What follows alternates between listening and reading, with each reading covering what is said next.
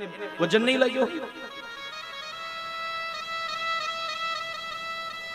પણ વડીલો છે ને સાહેબ, એ ઘડિયાળના કલાકના કાંટા છે, યાદ રાખજો. વડીલો તમારા ઘરની અંદર બેઠા છે તો એ ઘડિયાળના કાંટા છે. ઘડિયાળના 3 કાંટા હોય, સેકન્ડ કાંટો, મિનિટ કાંટો, કલાકનો કાંટો. સેકન્ડ કાંટો છે ને એ બાળપણ છે,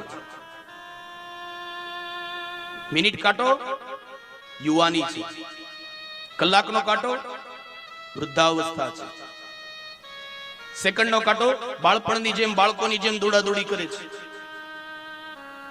મિનિટનો કાંટો યુવાનોની જેમ દોડાદોડી કરે છે.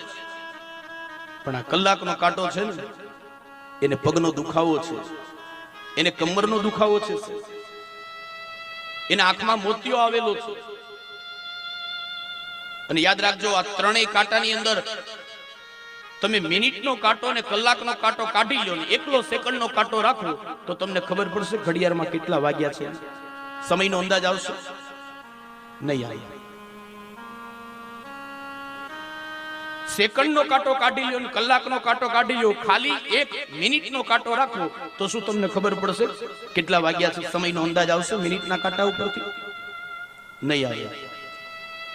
પણ આ જ જગ્યાએ મિનિટનો કાંટો નહીં હોય, સેકન્ડનો કાંટો નહીં હોય, પણ ખાલી 1 કલાકનો કાંટો ઘડિયાળમાં પડ્યો હશે અને 10 અને 11 ની વચ્ચે હશે ને તો સમયનો તરત અંદાજ આવી જશે કે 10:30 વાગવા આવ્યા છે સાહેબ. એમ વડીલો કાંઈ નહીં કરતા હોય ઘરમાં બેઠા હશે ને તો એની હૂંફ આપોઆપ તમને મળવાની છે, યાદ રાખજો.